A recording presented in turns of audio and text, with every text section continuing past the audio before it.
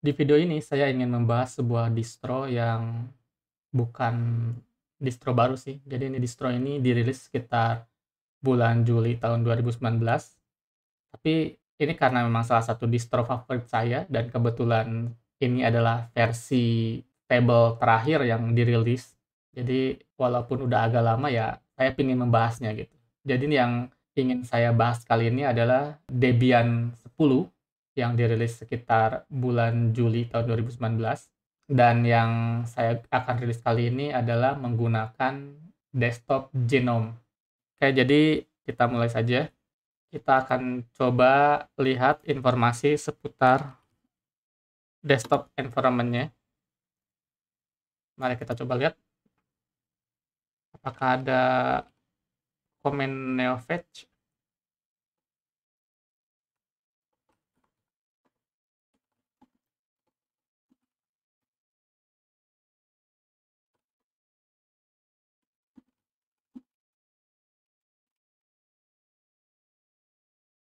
Kita install dulu karena ternyata neofetch tidak terinstall. Oke, sekarang sudah terinstall. Nah, ini dia informasi seputar desktop environment saya, termasuk juga informasi-informasi lain ya. Kernelnya di Debian 10 itu menggunakan kernel 4.19, which is ya agak lama ya, karena distro-distro terbaru rata-rata sudah menggunakan kernel 5 sekian. Terus di sini teman-teman juga bisa lihat versi Genome yang digunakan, terus timnya apa, ikonnya apa, dan seterusnya.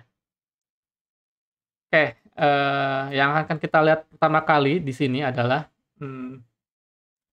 dari segi tampilan desktopnya ya. Di sini menggunakan Genome 3 seperti tadi teman-teman udah lihat, dan tampilannya menggunakan tampilan hampir default lah sepertinya. Di sini ada dock di bagian kiri dengan aplikasi default dari Debian 10. Ada Firefox, terus ada Evolution untuk email client, ada Rhythmbox untuk musik ya, terus ada LibreOffice Writer untuk editing dokumen, terus ada Genome File,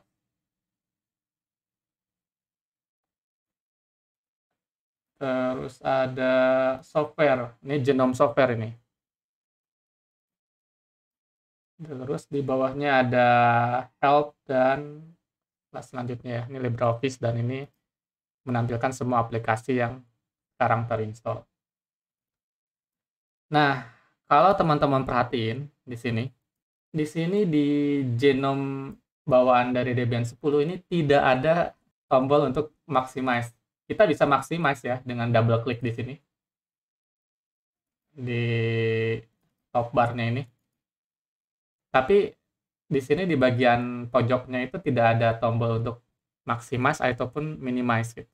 Nah, jadi kalau kita mau menampilkan itu kita harus men-settingnya. Cuma settingnya itu bukan di setting ini ya, di setting sini nggak ada untuk men-setting tombol maximize ataupun minimize itu. Adanya di Genome Tweak Tool. Jadi teman-teman harus settingnya dari tweak sini, terus masuk ke appearance, bukan di situ mungkin ya, di sini nih, di window title bar. Jadi di sini ada untuk maximize. Nah, di sini ada muncul ya sekarang maximize dan minimize. Teman-teman juga bisa posisikan ininya mau di kanan ataupun di kiri. Misalkan kalau mau di kiri jadi seperti ini, gaya macOS ya. Ini di kanan. Saya lebih suka di kanan sih, jadi saya ambilkan di kanan. Nah, itu yang pertama kali terlihat dari Genome bawaan Debian 10 itu seperti itu. Terus untuk yang lainnya mungkin bisa disetting dari settingan, seperti kita mau mengubah wallpaper, background. Di sini ada beberapa bawaan wallpaper dari Debian-nya. Tidak banyak pilihannya. Misalkan ini ya. Dan kita juga bisa mengubah wallpaper atau background untuk lock screen ya. Jadi misalkan teman-teman nge-lock, nah tampilan yang ini yang akan diubah nanti. Itu yang pertama ya, yang pertama kita lihat. Berikutnya saya akan ngecek disk usage yang digunakan untuk default instalasi Debian 10 ini. Di sini terlihat penggunaan disknya itu sekitar 4 GB ya. 4,1 GB penggunaan disknya. Cukup kecil ya. Dan ini Office-nya udah terinstall. Jadi lumayan bagus juga nih Debian 10 ini. Cukup hemat. Terus partisinya itu masih menggunakan ext4. Jadi belum menggunakan Better File System seperti distro-distro yang lain ya. Contohnya Fedora 33 itu sudah menggunakan Better File System. OpenSUSE 15.3 itu menggunakan Better File System juga. Tapi Debian dan Ubuntu itu masih menggunakan ext4. Terus jumlah paket yang terinstall itu sekitar 1.500 paket. Ya lumayan banyak, tapi walaupun angkanya sebesar ini ya, sebetulnya ini nggak banyak-banyak banget ya. Terbukti kalau kita lihat dari sini, aplikasi di sini ya, aplikasi default yang terinstallnya itu benar-benar minimal gitu ya. Di sini bisa kita lihat. Ya nggak banyak gitu.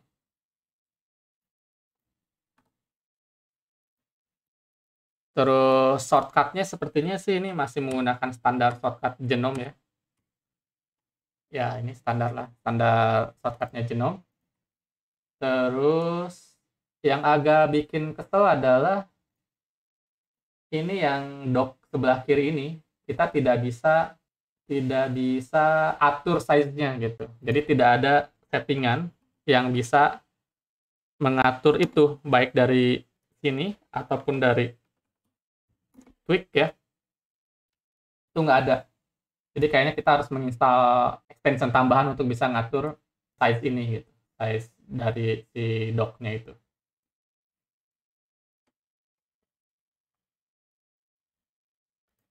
Kalau dari sini yang bisa kita atur mungkin kayak font gitu ya. Ini yang saya sudah ubah. Jadi font dari si terminalnya itu sudah sempat saya ubah biar lebih besar gitu tampilannya. Sayangnya ya tampilan defaultnya itu ya putih plain kayak gini ya. Jadi bikin silau. Nanti mungkin kita akan coba konfigur dengan konfigurasi yang biasa saya gunakan. Apakah masih bisa nggak kita setting seperti itu di Debian 10 ini.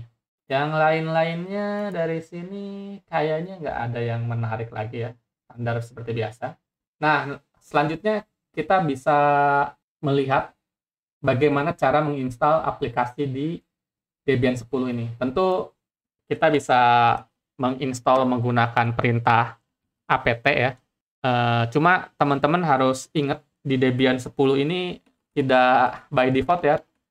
Itu user yang kita pakai waktu install pertama kali itu tidak punya akses sudo. Sudo su-min itu nggak bisa. Jadi by default dia tidak punya akses sudo. Jadi teman-teman harus melakukan su gitu ya. Dan masukin password rootnya. Baru dari sini jalanin perintah-perintah untuk instalasi menggunakan apt, misalkan apt install httop misalkan ya. Bisa seperti itu. Kalau teman-teman mau install aplikasi itu bisa menggunakan Genome Software Manager. Cuma mungkin di sini pilihannya masih terbatas ya. Kalau teman-teman mau menambah lagi, teman-teman pilih di software update dan aktifkan repository yang lain, yang non-free-nya ditambahkan. Masukin password rootnya ya. Terus yang contrib juga ditambahkan. Dan by default sih sebetulnya waktu instalasi kita diminta untuk memasukkan atau menggunakan repo mirror lokal. Di sini contohnya saya menggunakan mirror kebo pens.ac.id gitu. Jadi untuk instalasi repo Debian-nya saya menggunakan mirror ini gitu, yang ada di Indonesia. Itu yang teman-teman harus setting supaya aplikasi yang bisa diinstalnya lebih banyak. Dan ketika kita pilih reload, dia akan melakukan proses apt-get update. Nah, sekarang yang ingin saya lakukan adalah saya akan coba beberapa konfigurasi yang biasa saya gunakan. Misalkan terminalnya ini akan saya konfigur supaya nggak lain seperti ini. Saya akan menggunakan konfigurasi yang saya tulis di sini ya. Di sini saya akan menggunakan blog post ini untuk mengkonfigurasi Genome Terminal, atau mungkin saya akan install Terminator untuk terminalnya. Nanti kita lihat ya, apakah saya bisa berhasil nggak menggunakan konfigurasi ini. Setelah itu, saya juga akan menginstal Flatpak. Jadi, saya akan install Flatpak, sehingga saya nanti bisa menginstal aplikasi-aplikasi yang ada di reponya Flatpak. Terus, saya juga akan install Visual Studio. Jadi nanti ini link-link yang ada di sini itu akan saya masukkan ke deskripsi ya. Nah, di sini saya akan install Visual Studio. Terus saya juga akan install Brave Browser Debian.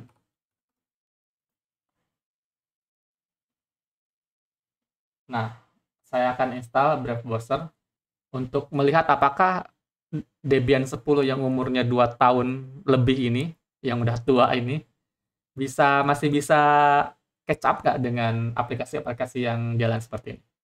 Oke ya, kita mulai saja. Mulai dengan mengkonfigurasi dulu tampilan Genome Terminal, atau saya nanti menginstal Terminator, nanti kita lihat ya. Nanti saya akan tunjukkan hasilnya. Oke, sekarang saya sudah selesai ya menginstall aplikasi yang tadi saya sebutkan. Saya install Visual Studio Code, saya install Brave Browser, saya konfigur terminalnya supaya tampilannya lebih menarik. Saya install juga Terminator. Mari kita lihat hasilnya ya. Pertama, saya akan buang dulu beberapa icon yang tidak akan saya pakai. Contohnya Evolution, saya akan remove dari favorite. Item box juga akan saya remove. Terus di sini help juga akan saya remove. Software mungkin saya akan biarkan dulu. Oke, jadi kita akan pertama buka Brave Browser.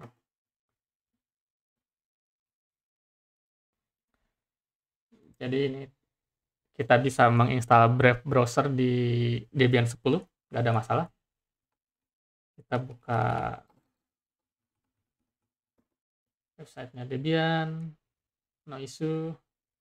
Ya memang pada prinsipnya ini browser seperti biasa ya.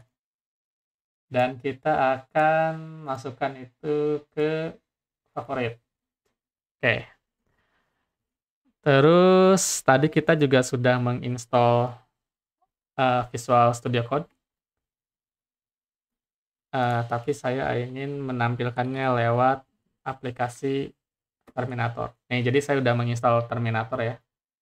Tampilannya nggak boring lagi kayak yang terminal yang tadi. Ini udah sedikit lebih menarik. Saya akan pergi ke direktori my.zsa misalkan. Di sini saya akan buka Visual Studio Code. Nah, ini tampilannya seperti ini. Jadi nggak ada masalah ya. Kita bisa menginstal Visual Studio Code. Dan ini saya install pakai paket Debian ya, bukan pakai Flatpak. Terus saya juga udah konfigur terminal tampilannya supaya lebih menarik. Nah, seperti ini. Jadi teman-teman nanti ada pilihan bisa menggunakan Terminator atau menggunakan Genome Terminal ini. Ini juga kita add ke favorit. Wah, biar banyak. Yang ini LibreOffice kita remove aja ya. Nah ya tadi juga saya nginstal Flatpak di Debian ini. Jadi sekarang kita bisa mencari aplikasi yang tersedia di Flatpak dan kita bisa install. Contohnya ya, kita mau install IntelliJ misalkan. Nah, ini bisa teman-teman lihat sini ada source-nya adalah FlatHub gitu. Ini jadi Flatpak. Kita akan install yang IntelliJ dia community misalkan ya. Ini bisa. Jadi aplikasi apapun yang tersedia di Flatpak, sekarang kita bisa install di Debian kita. Sambil kita nunggu sana. Tadi kan saya sebutkan bahwa icon yang ini kan kegedean ya. Saya ingin ngecilin. Nah, itu juga bisa kita konfigur dengan menginstall extension tambahan namanya Dash2Dock. Nanti saya tuliskan di deskripsi ya cara installnya. Terus sini kita tinggal konfigur. Kita bisa kecilkan. Misalkan kita mau kecilkan jadi 32. Ini yang biasa saya gunakan ya. Size-nya. Nah, sekarang ikonnya jadi lebih kecil gitu. Nah, ini jadi lebih pas lah gitu buat saya. Nah, itu jadi ya kesimpulannya. Jadi walaupun ini distro yang sudah cukup berumur, tapi ini distro yang masih bisa kita gunakan untuk pekerjaan sehari-hari. Karena aplikasi-aplikasi yang mungkin teman-teman butuhkan, sebetulnya masih bisa kita install di Debian 10 ini gitu. Nah, cuma sekarang saya ingin lihat ini, saya ingin nunjukin ini ya. Debian release history. Di sini terlihat ya, Debian 10 itu dirilis pertama kali mana ya Debian 10. Nah, nih 6 Juli 2019. Terus Debian biasanya walaupun sudah membuat rilis, dia akan membuat point release. Jadi dia akan merilis lagi versi patch-nya gitu. Jadi versi 10.1, 10.2 dan seterusnya. Ini rata-rata dirilis setiap 2 atau 3 bulan untuk setiap point release ini. Gitu. Jadi sampai 2021 dia masih tetap terus-terusan ngupdate ya. Nah, terus ada lagi Debian 11. Nah, ini belum dirilis dan belum jelas kapan akan dirilisnya. Tapi kalau dilihat dari timetable-nya, ini kita perbesar dulu ya. Mana tadi? Nah, di sini. Jadi di bulan Juli ini udah full freeze ya. Jadi udah siap-siap untuk rilis. Jadi dugaan saya sih kalau nggak Agustus, September atau September ya, di tahun 2021 ini Debian 11 ini mungkin udah rilis. Jadi kalau teman-teman mau nyoba Debian di desktopnya, menurut saya sih saran saya tunggu aja sebulan 2 bulan lagi, mungkin Debian 11 itu akan rilis. Jadi pada saat video yang direkam ini bulan Juli ya, awal bulan Juli. Jadi kemungkinan besar sebulan atau 2 bulan lagi Debian 11 ini akan rilis. Itu dugaan saya.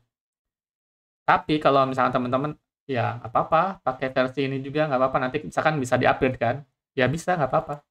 Debian ini terkenal memang stabil, jadi aplikasi yang ada di repo Debian itu memang bukan yang terbaru, tapi sebagian besar itu versi yang sudah well tested gitu ya. Jadi benar-benar stabil. Jadi kalau teman-teman mau menggunakannya itu di desktop teman-teman, kemungkinan besar desktop teman-teman juga bakal lebih stabil. Cuma kalau butuh aplikasi yang terbaru mungkin tidak tersedia gitu. Itu saja mungkin review seputar Debian 10. Mudah-mudahan bermanfaat. Sampai ketemu lagi di video-video. Akhirnya setelah sekian lama IntelliJ-nya itu selesai diinstal dari Flatpak ini. Kita akan coba jalankan ya.